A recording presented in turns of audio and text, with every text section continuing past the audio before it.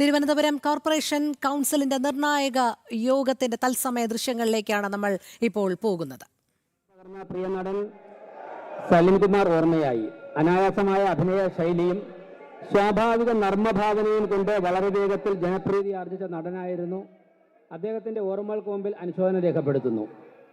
മുൻ മന്ത്രി ടി.യു. കുരുവിള, കോഴിക്കോട് മുൻ മേയർ ടി.പി. ദാസൻ, ഭാരതത്തിന്റെ ഷൂട്ടിംഗ് ഇതിഹാസവും പ്രമുഖ കോച്ചുമായ ജസ്പാൽ റാണ, കവിയും നിരൂപകനുമായ പത്മശ്രീ പി. നാരായണക്കുറുപ്പ്, പ്രശസ്ത തമിഴ് ചലച്ചിത്ര സംവിധായകനും നടനുമായ പി. ഭാരതിരാജ, പ്രമുഖ ചലച്ചിത്ര സംവിധായകനും നടനും തിരക്കഥാകൃത്തുമായ ഭാഗ്യരാജ്, നഗരസഭ സെക്യൂരിറ്റി ജീവനക്കാരനായിരുന്ന മനോജ്, വെനസ്വേല ഭൂകമ്പത്തിൽ മരണമടഞ്ഞവർ, പ്രകൃതി ദുരന്തങ്ങൾ മരണമടഞ്ഞവർ, കൂടാതെ ഇക്കാലയളവിൽ നമ്മെ വിട്ടുപിരിഞ്ഞ രാഷ്ട്രീയ, സാമൂഹ്യ, സാംസ്കാരിക രംഗങ്ങളിലെ വ്യക്തിത്വങ്ങൾ എന്നിവർക്കും ഈ സഭ അനുശോചനം രേഖപ്പെടുത്തുന്നു. ഒരു മിനിറ്റ് നമുക്ക് ആദരസൂചകമായി എഴുന്നേറ്റ്.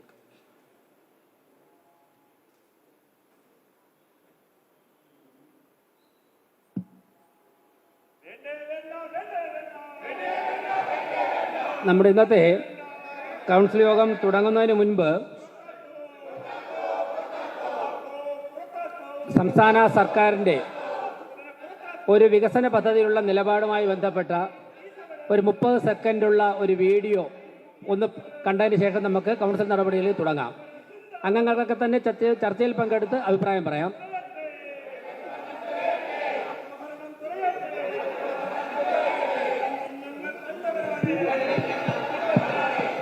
മാധ്യമപ്രവർത്തകർ ആ വീഡിയോ കൗൺസിൽ അംഗങ്ങൾക്ക് കാണാൻ തക്ക തരത്തിൽ മാധ്യമപ്രവർത്തകർ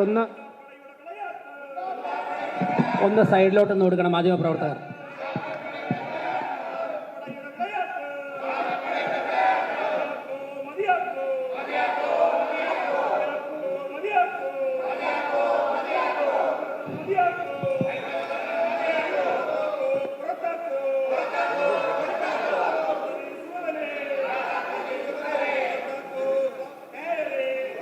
അത് തയ്യാറായി വരുന്നതുവരെ 2 വിവരങ്ങൾ. കഴിഞ്ഞ ദിവസം സ്റ്റിയറിംഗ് കമ്മിറ്റി യോഗത്തിൽ തീരുമാനമെടുത്ത 2 കാര്യങ്ങൾ കൗൺസിൽ അംഗങ്ങളെ അറിയിക്കുവാനുണ്ട്. ഒന്ന്, ഹാർബർ വാർഡിലെ മൈലാഞ്ചിക്കല്ല്, മതിപ്പുറം ഉൾപ്പെടെയുള്ള സ്ഥലങ്ങളിൽ റേ പദ്ധതിയിൽപ്പെടുത്തി നിർമ്മിച്ച ഫ്ളാറ്റുകളിലെ നിർമ്മാണവുമായി ബന്ധപ്പെട്ടുള്ള പോരായ്മകളെക്കുറിച്ച് അവിടുത്തെ താമസക്കാർ മേയറെ കണ്ട് ചില കാര്യങ്ങൾ ഉന്നയിച്ചിരുന്നു. അതുമായി ബന്ധപ്പെട്ട് മരാമത്ത് സ്റ്റാൻഡിംഗ് കമ്മിറ്റി ചെയർപേഴ്സൺ ഉൾപ്പെടെ അവിടെ സന്ദർശിക്കുകയും അതിന്റെ അടിസ്ഥാനത്തിൽ വിശദമായി സ്റ്റിയറിംഗ് കമ്മിറ്റി യോഗത്തിൽ ചർച്ച ചെയ്യുകയുണ്ടായി. ഈ വീഡിയോ കണ്ടതിന് ശേഷം നമുക്ക് ബാക്കി കാര്യങ്ങളിലേക്ക് പോകാം. ബഹുമാനപ്പെട്ട തദ്ദേശ മന്ത്രി ശ്രീ കെ.എം. ഷാജി. ഈ പറഞ്ഞ ലോഗോ എന്ന് പറയുന്നത് ഇതാണ് ലോഗോ. ഈ ലോഗോയുടെ പുറത്ത് ഏതെങ്കിലും ഒരു പ്രധാനമന്ത്രിയുടെയോ ഏതെങ്കിലും ഒരു മുഖ്യമന്ത്രിയുടെയോ ഫോട്ടോ ഇതിനകത്ത് നിങ്ങൾക്ക് കാണിച്ചു തരാൻ പറ്റുമെങ്കിൽ നിങ്ങൾ പറയണമായിരുന്നു. ഇതുവരെ പറഞ്ഞിട്ട് 1 ലക്ഷത്തിലാണ് വീടുകൾ സർക്കാർ വെച്ചു. സർക്കാർ എന്തുകൊണ്ടാണ് ഈ PMAY കരാറിൽ നിന്ന് പുറകോട്ട് പോയത്? വളരെ കൃത്യമാണ്. പുറകോട്ട് പോകാനുള്ള കാരണം എന്താണെന്ന് വെച്ചാൽ സർക്കാരിന് സ്റ്റേറ്റ് വിഹിതം കൊടുക്കാനുള്ള പൈസ ഉണ്ടായിരുന്നു. പക്ഷെ ഈ പറയുന്നിടത്ത് നിങ്ങൾ ഈ പത്രക്കാരുണ്ടല്ലോ, നമ്മളെ എന്നെക്കാളും ബഹുമാനപ്പെട്ട തദ്ദേശ മന്ത്രി പറഞ്ഞത് PMAY പദ്ധതിയിൽ അതിൽ പ്രധാനമന്ത്രിയുടെ ഫോട്ടോ ഇല്ല, ഒരു എംബ്ലമാണ് വച്ചിട്ടുള്ളത്. ഇതാണ് ബഡ്ജറ്റ് അവതരണ സമയത്ത് കോർപ്പറേഷൻ സ്വീകരിച്ച നിലപാട്. ആ നിലപാടിന് അനുകൂലമായി അത് സമൂഹത്തോട് തുറന്നു സംബന്ധിച്ച ബഹുമാനപ്പെട്ട തദ്ദേശ സ്വയംഭരണ വകുപ്പ് മന്ത്രി ശ്രീ കെ.എം. ഷാജിയെ ഈ കോർപ്പറേഷൻ അഭിനന്ദിക്കുകയാണ്. ഇനി ഞാൻ നേരത്തെ പറഞ്ഞു വന്ന കാര്യം, ഹാർബർ വാർഡിലെ ഫ്ളാറ്റ് നിർമ്മാണത്തെക്കുറിച്ച് അന്വേഷിക്കാൻ വേണ്ടി തിരുവനന്തപുരം ഗവൺമെന്റ് എഞ്ചിനീയറിംഗ് കോളേജിനെ ചുമതലപ്പെടുത്താൻ സ്റ്റിയറിംഗ് കമ്മിറ്റി യോഗം തീരുമാനിച്ചത് ബഹുമാനപ്പെട്ട കൗൺസിലിന് മുമ്പാകെ അറിയിക്കുകയാണ്. അതോടൊപ്പം തന്നെ സ്മാർട്ട് സിറ്റിയുമായി ബന്ധപ്പെട്ട് നടന്ന പ്രവർത്തനങ്ങളെക്കുറിച്ച് വളരെ വിശദമായി ചർച്ച ചെയ്തപ്പോഴേക്കും അതിൽ നിരവധി അപാകതകൾ ഉള്ളതായിട്ട് കോർപ്പറേഷൻ ഭരണസമിതിക്ക് ബോധ്യപ്പെട്ടതിന്റെ അടിസ്ഥാനത്തിൽ എത്രയും പെട്ടെന്ന് തന്നെ ചീഫ് സെക്രട്ടറിയോട് സ്മാർട്ട് സിറ്റിയുടെ യോഗം വിളിച്ചു ചേർക്കണമെന്ന് ആവശ്യപ്പെടുവാനും ആ യോഗത്തിൽ സ്മാർട്ട് സിറ്റിയുടെ തുടക്കം മുതൽ ഇതുവരെ നടന്ന പ്രവർത്തനങ്ങളെക്കുറിച്ച് ഫോറൻസിക് ഓഡിറ്റിന് വിധേയമാക്കുവാനും തീരുമാനിച്ചിരിക്കുന്ന വിവരം ബഹുമാനപ്പെട്ട കൗൺസിൽ മുമ്പാകെ അറിയിക്കുകയാണ്. ഇനി അജണ്ടയിലേക്ക് കടക്കുന്നതിന് മുമ്പ് മരാമത്ത് സ്റ്റാൻഡിംഗ് കമ്മിറ്റിയിലെ അജണ്ട നമ്പർ 207, 214, 219, 221, 223, 251, 252, 254, 261, 271, 276, 284, 317, 326, 328, 335, 336, 353, 356, 371, 372, 375, 383, 420, 421,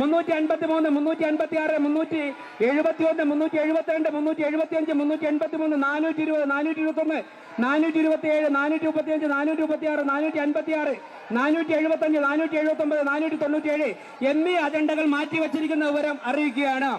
നമുക്ക് അജണ്ടയിലേക്ക് കടക്കാം. എല്ലാ കൗൺസിൽ അംഗങ്ങളും അജണ്ട ചർച്ചയിൽ പങ്കെടുക്കണമെന്ന് അഭ്യർത്ഥിക്കുന്നു. എല്ലാ കൗൺസിൽ അംഗങ്ങളും നമുക്ക് കോർപ്പറേഷനിലെ സാധാരണക്കാരായ ജനങ്ങളുടെ അജണ്ട വിഷയങ്ങൾ ചർച്ച ചെയ്ത് പരിഹരിക്കേണ്ടതായിട്ടുണ്ട്. എല്ലാ കൗൺസിൽ അംഗങ്ങളും നിശബ്ദമായിരുന്ന അജണ്ടയിൽ പങ്കെടുക്കണം, ചർച്ചയിൽ പങ്കെടുക്കണം. ചർച്ചയിൽ എല്ലാം പറയാനുള്ള അവസരമുണ്ടാകും. ഇത്തരത്തിൽ ശബ്ദമുഖരിതമായി സഭ മുന്നോട്ട് പോയാൽ സഭ നടത്തിക്കൊണ്ടുപോകാൻ ബുദ്ധിമുട്ടാകും. ബഹുമാനപ്പെട്ട അംഗങ്ങളൊക്കെ തന്നെ ഒരിക്കൽ കൂടി പറയുന്നു, ചർച്ചയിൽ പങ്കെടുക്കണം. അജണ്ടകൾ നിരവധി ദിവസങ്ങൾക്ക് മുമ്പ് എത്തിച്ചുകൊണ്ട് ചർച്ചയിൽ പങ്കെടുക്കണം. അവസാനമായി ഒരിക്കൽ കൂടി പറയുന്നു, ബഹുമാനപ്പെട്ട അംഗങ്ങളൊക്കെ തന്നെ ചർച്ചയിൽ പങ്കെടുക്കണം. ഈ കൗൺസിലിന് മുമ്പാകെ തന്നിട്ടുള്ള എല്ലാ അജണ്ടകളും പാസ്സായ പ്രഖ്യാപിച്ചുകൊണ്ട് കൗൺസിൽ യോഗം അവസാനിച്ചിരിക്കുന്നു, പിരിച്ചുകൊണ്ടിരിക്കുന്നു. നന്ദി, നമസ്കാരം.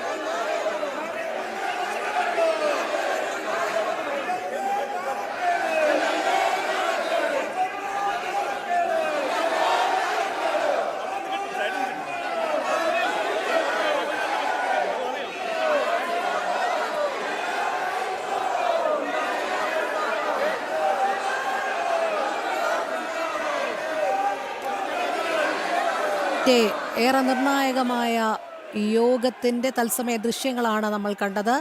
പ്രതിപക്ഷം ശബ്ദമുഖരിതമാക്കുകയാണ്. അവിശ്വാസ പ്രമേയം കൊണ്ടുവരാനുള്ള UDF നീക്കം പാളിയതിന് പിന്നാലെ നടക്കുന്ന കൗൺസിൽ യോഗം ഏറെ നിർണായകവുമാണ്. വിനീഷിലേക്ക് പോകുന്നു. വിനീഷ്, കൗൺസിൽ യോഗം ആരംഭിച്ചു. അപ്പോഴേക്കും തന്നെ വലിയ രീതിയിൽ പ്രതിപക്ഷ അംഗങ്ങൾ മുദ്രാവാക്യം വിളിച്ച് ശബ്ദമുഖരിതമാക്കുന്ന ഒരു അന്തരീക്ഷം, സാഹചര്യമാണ് സൃഷ്ടിച്ചത്. കൗൺസിൽ യോഗത്തിൽ പങ്കെടുക്കണമെന്നും എല്ലാവരും തുറന്ന ചർച്ചയ്ക്ക് തയ്യാറാകണമെന്നും ഒക്കെ മേയർ പറഞ്ഞതാണ്. നിലവിൽ അവിടെ ഇപ്പോൾ എന്താണ് നടക്കുന്നത്?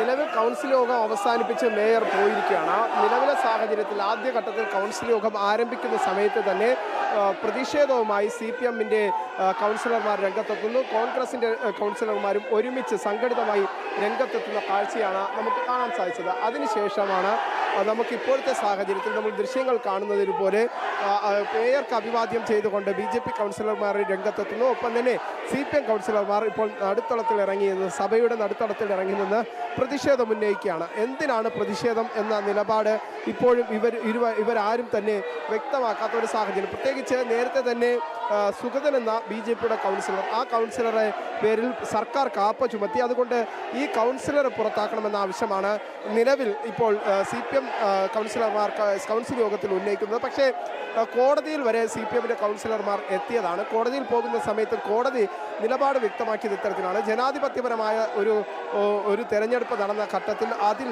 ആരെയും അയോഗ്യരാക്കാൻ സാധിക്കില്ല എന്ന നിലപാട് കോടതി തന്നെ വ്യക്തമാക്കുന്ന സാഹചര്യമുണ്ടായി. അതിനുശേഷവും വീണ്ടും CPM മുഖം രക്ഷിക്കാനായിട്ടുള്ള ഒരു പ്രതിഷേധം തന്നെയാണ് ഇപ്പോഴത്തെ സാഹചര്യത്തിൽ CPM നടത്തുന്നത് എന്ന കാര്യത്തിൽ സംശയമില്ല. ഒപ്പം എടുത്തു പറയേണ്ടത് CPM-ഉം കോൺഗ്രസും ഇന്ത്യ മുന്നണി സഖ്യം എന്ന തരത്തിൽ വലിയ തോതിൽ വലിയ പ്രതിഷേധം തിരുവനന്തപുരം കോർപ്പറേഷനിൽ ഉണ്ടാക്കാൻ ശ്രമിച്ചു. പ്രത്യേകിച്ച് ഇപ്പോഴത്തെ ഭരണസമിതിയെ പോലും അട്ടിമറിക്കാനുള്ള ഒരു ശ്രമം തിരുവനന്തപുരം കോർപ്പറേഷനകത്ത് CPM-ന്റെ ഭാഗത്ത് നിന്ന് ഉണ്ടാകുന്ന ഒരു സാഹചര്യമുണ്ടായി.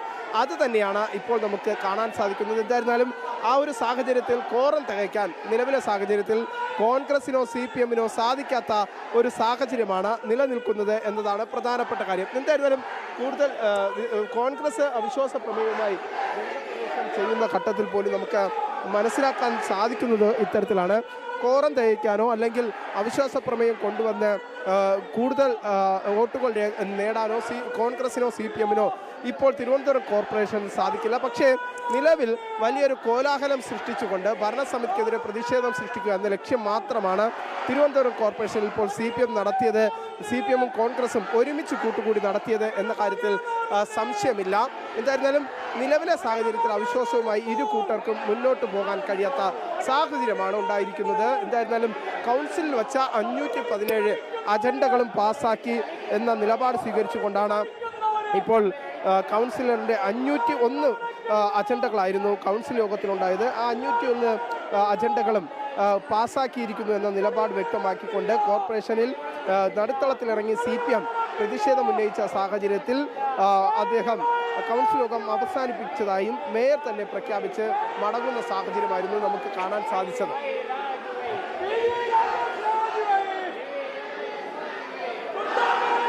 ശരി വിനീഷ്, തിരുവനന്തപുരം കോർപ്പറേഷൻ കൗൺസിലിന്റെ നിർണായക യോഗം അവസാനിച്ചിരിക്കുകയാണ്. അവിശ്വാസ പ്രമേയം കൊണ്ടുവരാനുള്ള UDF നീക്കം പാളിയതിന് പിന്നാലെ നടക്കുന്ന കൗൺസിൽ യോഗം ഏറെ നിർണായകമായിരുന്നു. പക്ഷേ കൗൺസിൽ യോഗം അവസാനിപ്പിച്ച് മേയർ മടങ്ങുന്ന കാഴ്ചയാണ് കണ്ടത്.